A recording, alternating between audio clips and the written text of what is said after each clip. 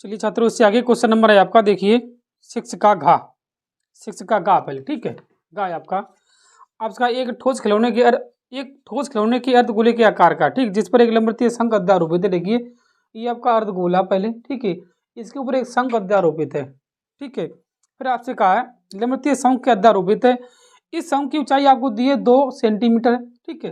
आपका सीएम है सेंटीमीटर, ठीक है, तथा आधार का व्यास 4 सेंटीमीटर, व्यास 4 है तो त्रिज्या 2 है आपकी, ठीक है, सेंटीमीटर। इस खिलौने के आयतन ज्ञात कीजिए, ठीक है। यदि एक लंबवतीय बेलन इस खिलौने के परिगत मतलब परिगत होते हैं बाहर, ठीक है, ये आपका बेलन है, परिगत मतलब बाहर, ठीक है। खिलौने के आयतनों का अंतर ज्ञात कीजिए, ठीक है। ध्यान दिए, जो आपका ये अर्धगोला है शंख, इसका आयतन, और बाद में ये बेलन है उसका आयतन का अंतर आपसे पूछा है, ठीक है। सबसे पहले आप ध्यान दीजिए, लिखिए शंकुबा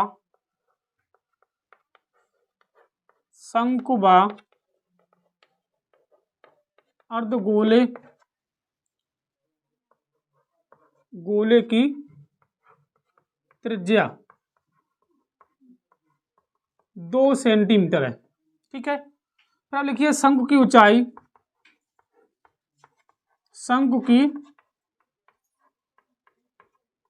ऊंचाई 2 सेंटीमीटर है, ठीक है, शंकु की ऊंचाई। और बेलन की ऊंचाई आपकी है, बेलन की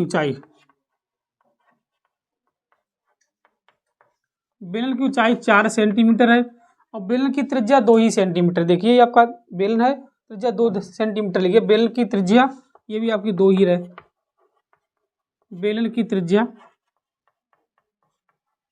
2 सेंटीमीटर है। सर्वप्रथम खिलौने का आयतन, खिलौना आप क्या, एक तो अर्धगोला एक शंकु है, ठीक है। पहले लिखिए खिलौने का आयतन, लिखिए खिलौने का आयतन, खिलौने का आयतन बराबर शंकु का आयतन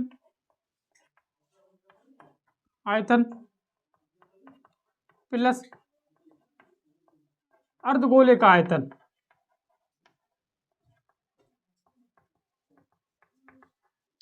शंकु का आयतन आपको होता है 1/3 पाई आर स्क्वायर एच, प्लस अर्धगोले का आयतन होता है 2/3 पाई आर क्यू, ध्यान दीजिए। आर की जगह रखिए 2 सेंटीमीटर, एच के जगह पे 2 सेंटीमीटर, इसकी त्रिज्या दोनों की बराबर 2 सेंटीमीटर, ठीक है। अब पाई की जगह पहले पाई ही रखने दीजिए, ठीक है, पाई की जगह पे पाई, तो 2 का वर्ग गुणे 2 प्लस 2/3 पाई 2 का क्यूब। देखिए 1/3 पाई 2 का वर्ग 4, 4 दूनी 8 प्लस 2/3 पाई ये आपका 8। अब देखिए छात्रों, 8 दूनी 16 मतलब पाई बटे 8 पाई बटे 3, 8 पाई बटे 3 प्लस के 16 पाई बटे 3, तो 16 8 24 पाई बटे 3 3 अट्ठे 24 मतलब 8 पाई सेंटीमीटर क्यूब। ये आपका खिलौने का आयतन है, ठीक है। अब इससे आगे क्या करना है आपको चाहिए है बेलन का आयतन, ठीक है। इसके जो बाहर परिगत बेलन बना है, अब बेलन का आयतन लिख लिया, बेलन का आयतन इधर देखिए, इधर लिखिए बेलन का आयतन, बेलन का आयतन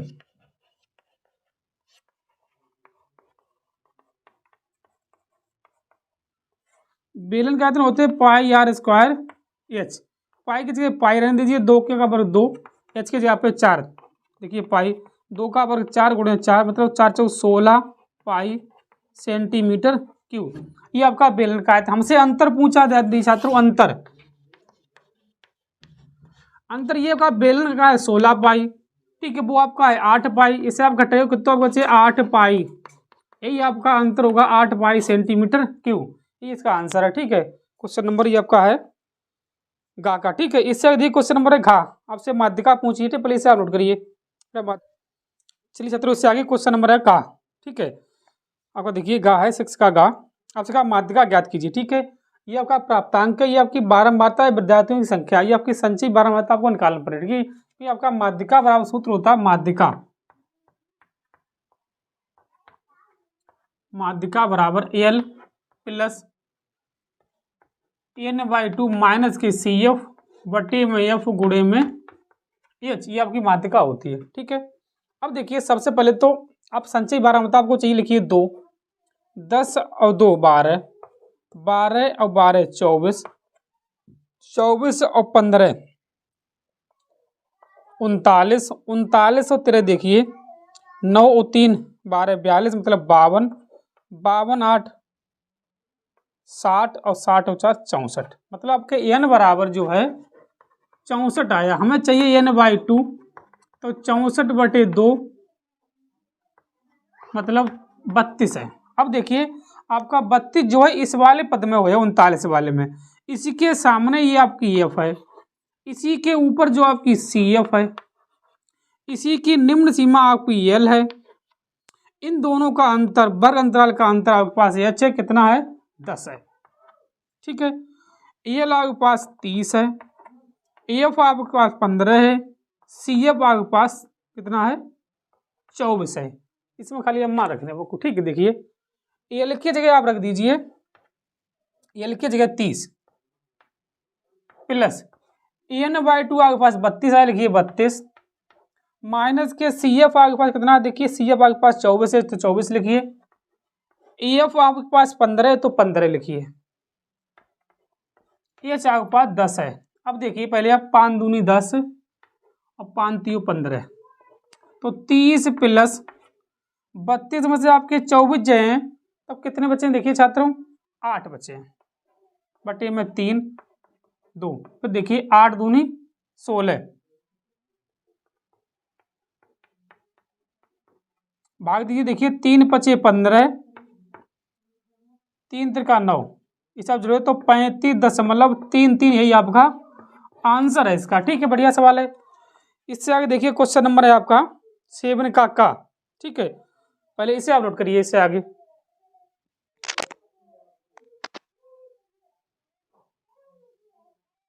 ठीक है 7 के काम में आपसे कहा एक नाव जिसकी स्थिर जल में चाल 5 किलोमीटर प्रति घंटा और 12 किलोमीटर धारा के प्रतिकूल जाने में वही दूरी धारा के अनुकूल जाने में 1 घंटा अधिक समय लेती, धारा की चाल ज्ञात कीजिए। तो पहले धारा की चाल मानी, लिखिए माना धारा की चाल,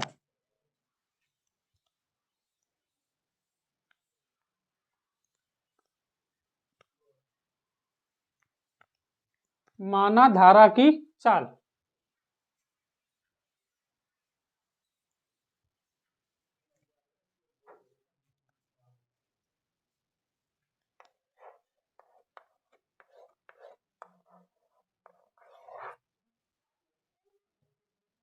लिखिए माना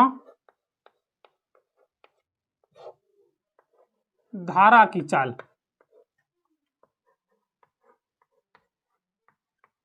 चाल 1 किलोमीटर प्रति घंटा है। ठीक है, हमने मानी है। अब स्थिर जल में चाल उन्होंने दी कितनी, देखिए स्थिर जल में चाल जो आपकी है, स्थिर जल में चाल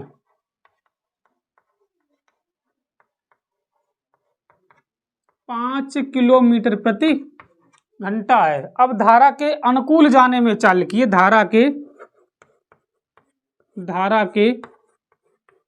अनुकूल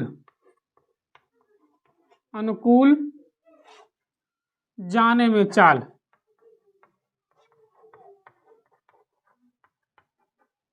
यदि छात्रों धारा के जब अनुकूल चले तो दोनों चालें जुड़ जाएं आपकी। ठीक है, अनुकूल जाने में चाल आपकी होगी 5 + 1 किलोमीटर प्रति घंटा। अब लिखिए धारा के प्रतिकूल जाने में चाल, धारा के प्रतिकूल जाने में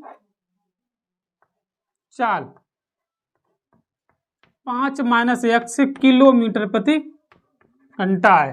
अब आपसे कहा है कि 12 किलोमीटर धारा के प्रतिकूल जाने में वही दूरी धारा के अनुकूल जाने में 1 घंटा कम समय लेती है। ध्यान दीजिए दूरी आपको दी है कितनी है, देखिए 12 किलोमीटर जाने में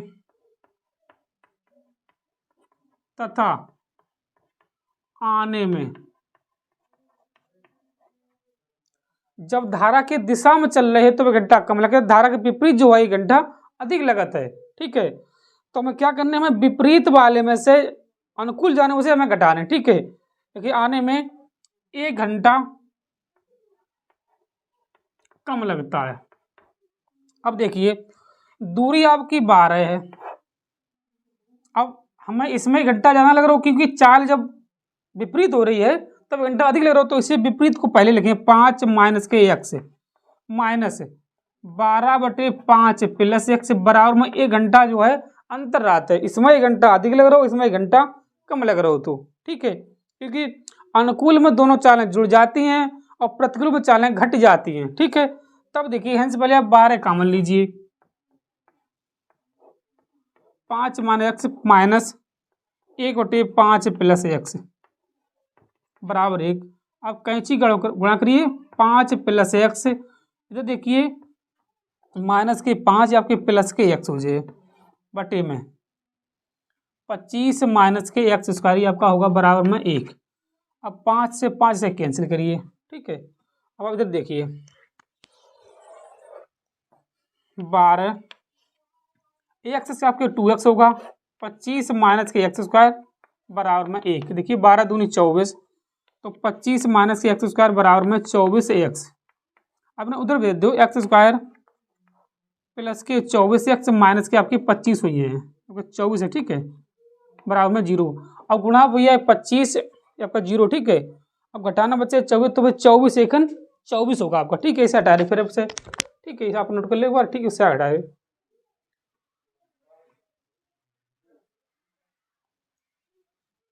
अब देखिए इससे आगे एक्स स्क्वायर प्लस के 24 एक्स माइनस के 25 बराबर में 0, तो 25 सेकंड 25, तब लिखिए आप एक्स स्क्वायर प्लस के 25 एक्स माइनस के एक्स माइनस के 25। यानी से अब एक्स कॉमन लीजिए, एक्स प्लस के 25 बचे आपकी, माइनस 1 कॉमन लीजिए तो एक्स प्लस के 25, तो एक्स प्लस 25 है और एक्स माइनस के 1 है, ठीक है। एक्स माइनस 1 बराबर 0, तो आपको होगा एक्स बराबर 1 किलोमीटर प्रति घंटा। यही धारा की चाल है, ध्यान दीजिए आपकी चाल नेगेटिव में एक्स प्लस के 25 बराबर 0, एक्स बराबर माइनस के 25, ये आपकी नेगेटिव चाल है। अगर ये प्लस में भी आती तो मान नहीं होती, क्योंकि धारा की चाल अधिक ना हो सकते शांत जल में नाव की चाल से, तो फिर नाव चलते ना, फिर नाव पीछे खींचता रहे, ठीक है। ये धारा की चाल जो आपकी कम हुई है शांत जल में नाव की चाल से, क्या मानो अगर धारा की चाल अधिक हुई है तो फिर नाव चले ना, पीछे दिखे।